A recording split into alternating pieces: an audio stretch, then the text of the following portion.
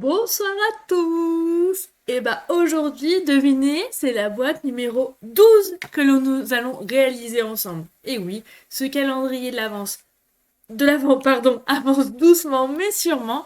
On arrive bientôt à la moitié. En tout cas, j'espère que les 11 premières boîtes vous ont beaucoup plu. Moi, je suis ravie à chaque fois de vous proposer une nouvelle boîte. Aujourd'hui, ça sera une boîte hexagonale parce qu'elle a 6 côtés. Ouais, 6. Un petit peu honteur, et d'ailleurs je fais un petit clin d'œil à une de mes filles, Sandrine, qui nous l'avait proposé lors d'un swap, euh, lors de la rencontre de Ligny. Qu'est-ce que je peux vous dire d'autre? Eh ben, on va toujours travailler avec la collection Les Plus Belles Fêtes. Je sais que certaines d'entre vous travaillent dur, et hier, jour férié, il y en a qui... Ouh, j'ai vu des merveilles, alors continuez à nous émerveiller justement sur les réseaux sociaux. N'oubliez pas de mettre le hashtag OséPhanieScrapStampin et faites-vous plaisir. Vous avez besoin de matériel, toujours pareil, vous pouvez commander sur la boutique en ligne et si votre commande est inférieure à 200 euros, eh ben vous pouvez rentrer le code hôtesse sur ma boutique en ligne Stampin' Up. Allez, on est parti? Allez, je change la caméra et je vous montre mon plan de travail. Voilà! Voici le code hôtesse dont je vous parlais d'ailleurs. Et la boîte numéro 12. Regardez-moi ça. On va jouer de la crocodile. On va jouer des diagonales. On va avoir besoin d'un ruban. Et le tour est joué. Allez, go. On est parti. En route. Hop là. Alors, vous prenez votre massicot. Et nous allons avoir besoin, dans un premier temps... Ah non, j'ai un petit souci. Je n'arrive pas à y régler. Toum, toum, toum, toum, toum. Et les aléas de la technologie. Et oui, des fois, ça va pas comme on veut. Ça vous arrive, ça? Bon, et ben pour moi, c'est ce soir. Voilà, en tout cas, on est parti pour notre boîte hexagonale. Et non, ça veut pas. Ça y est. On va avoir besoin, pour ce faire, j'ai pris, pour changer, du papier épinette enivrante. Et je vais utiliser 14,8 cm. Alors, nickel, c'est une demi-feuille à 4 sur 19,5. Hop là. Je me fais de la place. 19,5. Je coupe ça, je n'aurai pas besoin. Maintenant, on va tracer les plis. Allez, le premier pli, donc dans les 19,5, on fait un premier pli à 1,5. Puis tous les 3 cm. Donc 1,5 plus 3 égale 4,5. 4,5 plus 3 égale 7,5. Et comme ceci jusqu'au bout. Donc 7,5. 10,5. 13,5. Et le dernier, 16,5. Ça, pour le moment, c'est facile. Et maintenant, dans les 14,8, on va faire un pli à 3 cm par ici et 3 cm de l'autre côté.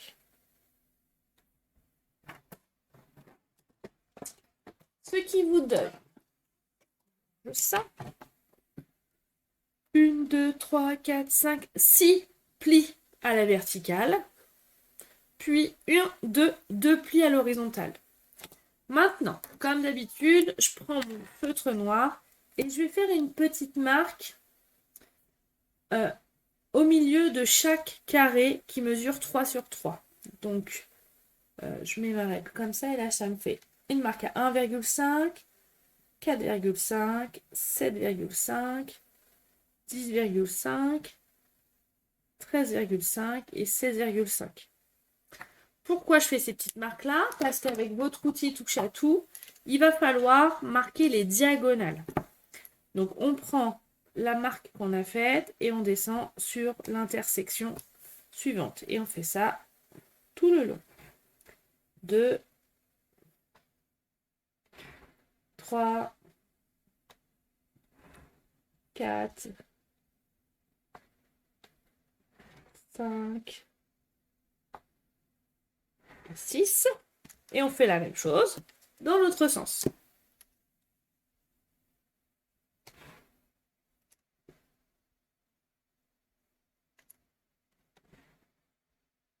Peut-être que vous faites le pont et que c'est un grand week-end pour vous, spécial scrap, que vous avez rattrapé votre retard sur les boîtes. Alors n'hésitez pas à me montrer, c'est toujours un plaisir, j'adore ça. J'adore. Hop, voilà. Donc sur chaque carré, vous avez un triangle. Ok? Maintenant, on va prendre notre ciseau et on va retirer le rectangle du haut, le rectangle du bas. Et je vais faire un petit bisou, comme ceci. Léger. Voilà. Et autant là-haut, on laisse comme ça. En bas, on va couper sur tous les traits, là, jusqu'à la ligne horizontale.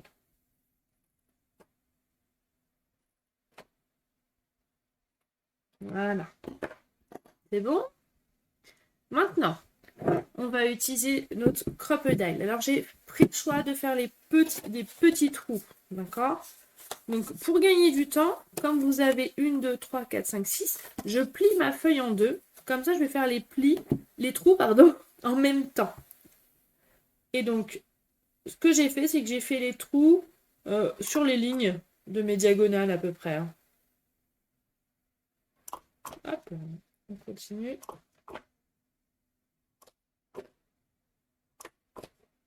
C'est là où on est content d'avoir notre crocodile. Donc ça, c'est bon. Maintenant, tout simplement, on va venir marquer l'ensemble des plis. Donc, soit vous les faites à la main, soit vous les faites au massicot. N'importe quoi. Au plioir. Oula! Bah alors, Fanny, c'est quoi ce bazar? Voilà. On va marquer les plis également en haut. Ceux en bas.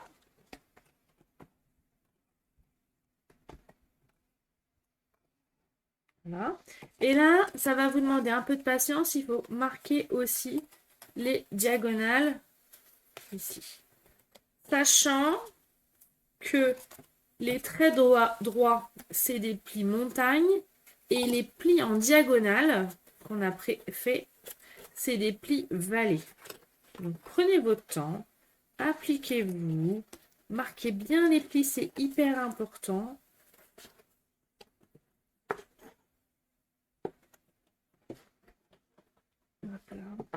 Parce que c'est ce qui va nous faciliter l'assemblage de notre boîte. D'accord? C'est bon?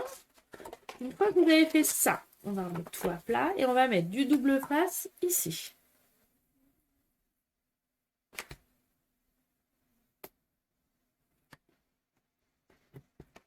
Là.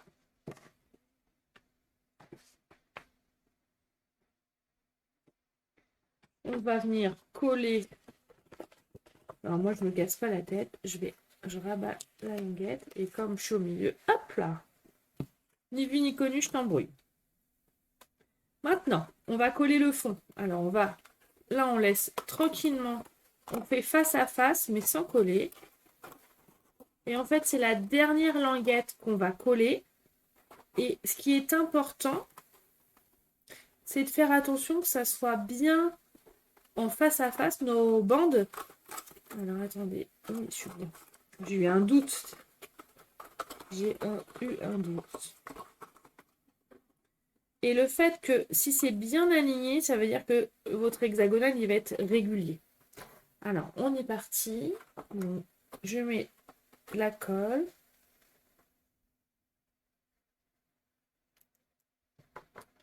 Je rapproche mes deux bandes. Et je vais attendre une petite minute quand même pour que ça se maintienne bien. Sinon, ça va ressortir comme ça va s'en aller en fait. Hein. C'est vivant, ces petites bêtes. Voilà. On attend un petit peu.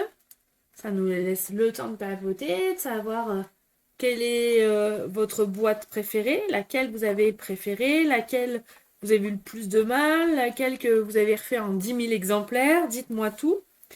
N'hésitez pas en commentaire. N'hésitez pas à mettre les petits pouces qui vont vers le haut, à vous abonner, à enregistrer la vidéo. C'est toujours un plaisir. Donc voilà. Ah, vous voyez, j'ai été trop impatiente. Je veux aller trop vite. Ça me fait penser à Béatrice. Sans dire de nom. Hein, Béatrice? Voilà. Béatrice, elle a fait ce calendrier de l'Avent avec la collection élégance naturelle. Elle est sublime. Bravo, Béatrice. C'est très très joli. Voilà.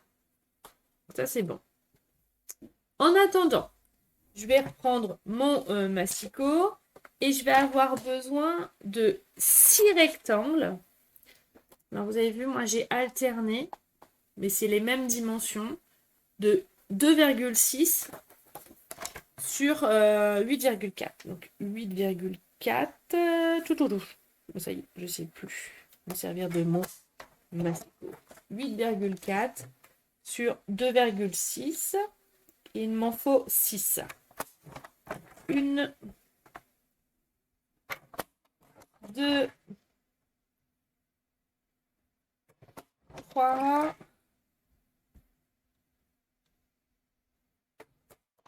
4, 5. Et là, elle est trop étroite, donc c'est pas grave. Je reprends ma petite chute. Donc là, 2,6 sur 8,4. Et là, voilà, j'ai bien mes 6 rectangles. On est bon? Impec. Donc j'ai du côté un peu sable Sahara et j'ai un côté un peu... oui, un petit mix. Et donc je vais alterner, j'aime bien. Je trouve ça joli, en fait, d'alterner. Ça met aussi en valeur tous les papiers design qui sont recto verso et on est sûr de ne pas faire de faute de goût. Et ça, c'est trop, trop bien, en fait. J'adore. Comme la coordination des couleurs, juste en première fois. En fait, il nous mâche le travail.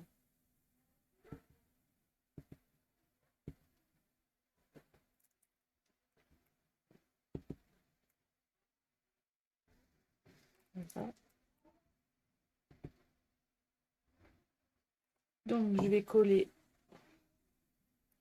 1 sur 2. Vous pouvez commencer n'importe... C'est un nombre pair, alors on s'en fiche d'où on commence.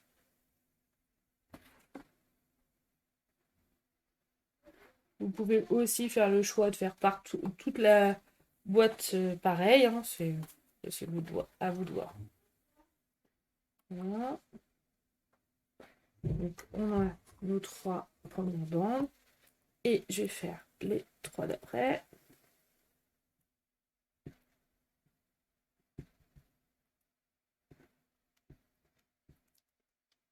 Voilà.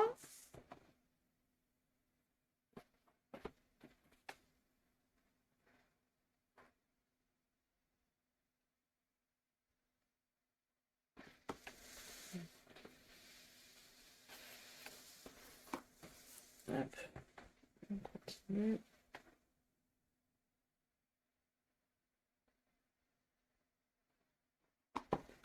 Et encore.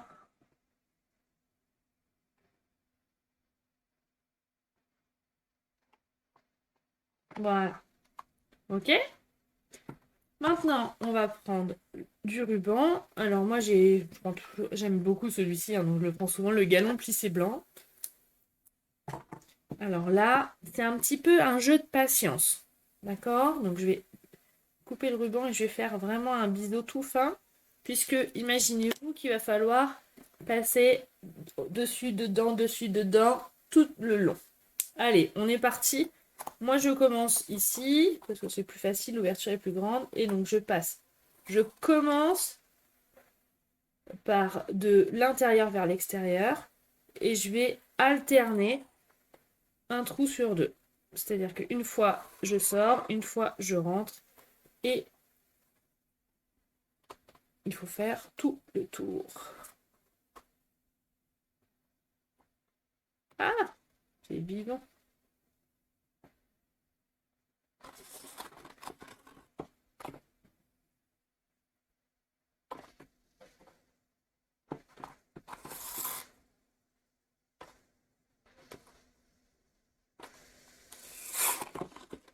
Encore.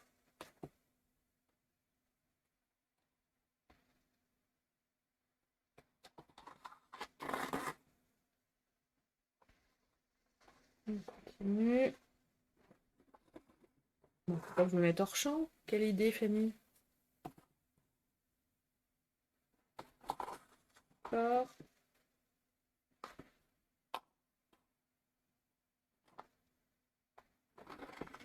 Et on continue toujours. On change de musique aujourd'hui. C'est que le début, d'accord, d'accord. On continue. Allez, plus que deux. Patience. Allez, un. Et voilà. Après, on s'amuse. On resserre tout. N'ayez pas peur. Tout va bien se passer.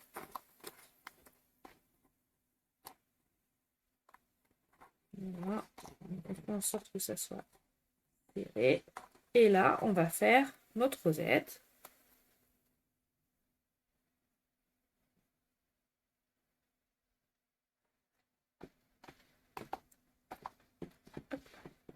Ah, ça me colle au doigt. Voilà. Et une fois que la rosette est faite, c'est là que vous pouvez enlever l'excédent de ruban, surtout le côté où, vous voyez, ça s'est effiloché, qu'on puisse faire dans tous les trous, qu'on puisse passer.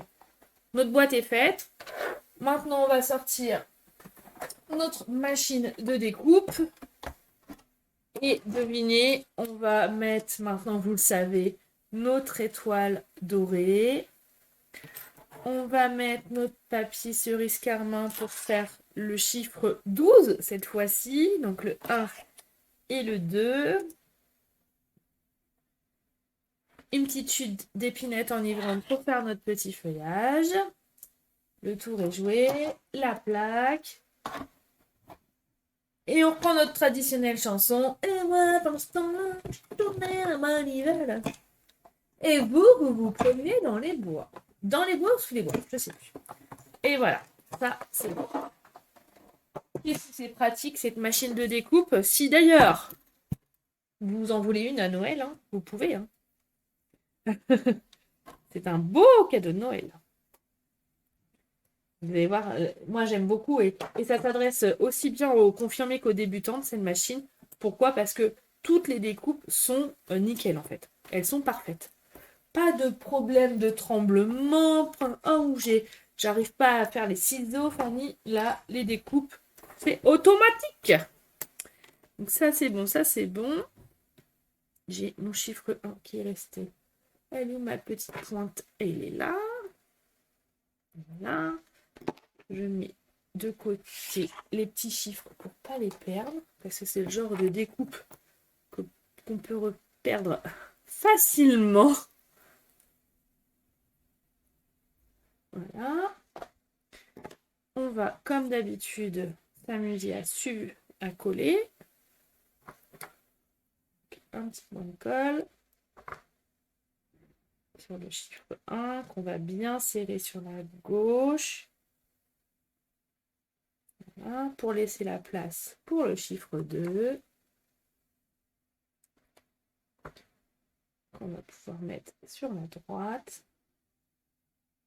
Voilà.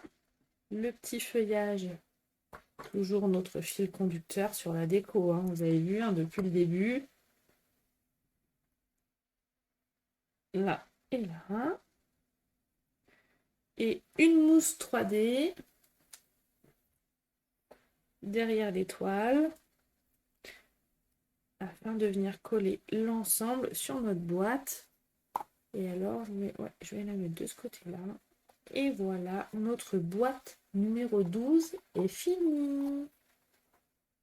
Joli, hein? Bon, mais écoutez, déjà fini? Moi, j'ai encore été ravie d'être avec vous ce soir pour cette nouvelle boîte numéro 12. J'espère qu'elle vous a beaucoup plu. En tout cas, moi, je peux vous dire que aujourd'hui, avant-hier et demain, c'est des super journées chez Stampin' Up, puisque c'est des journées de formation, alors certes en virtuel actuellement à cause de la pandémie, mais franchement, j'ai vu plein de choses. J'ai vu le nouveau catalogue saisonnier. Si toi, tu as envie de voir le catalogue saisonnier, que tu es curieuse, eh ben, n'hésite pas. Si tu deviens démonstratrice, tu pourras, comme moi, le voir très rapidement. Donc, mon petit doigt me dit qu'en plus, avec l'offre à 100 euros, voilà, imagine-toi une commande que tu as payé 100 euros et que tu as 175 euros de matériel. Et puis après, que tu fasses un atelier entre copines et que lors de l'atelier, il y ait des ventes et que tu puisses bénéficier des 20% de remise sur toutes les ventes. C'est pas Noël ça, c'est doublement Noël. En tout cas, moi je vous fais des gros bisous, je vous souhaite une belle soirée. Je vous dis à demain pour la boîte numéro 13 et ciao bye bye. Bisous bisous. Et surtout, hein, si vous avez besoin de produits, n'hésitez pas à aller sur ma boutique en ligne. Je serai ravie et c'est aussi une manière de me remercier. Allez, ciao bye. Bisous bisous.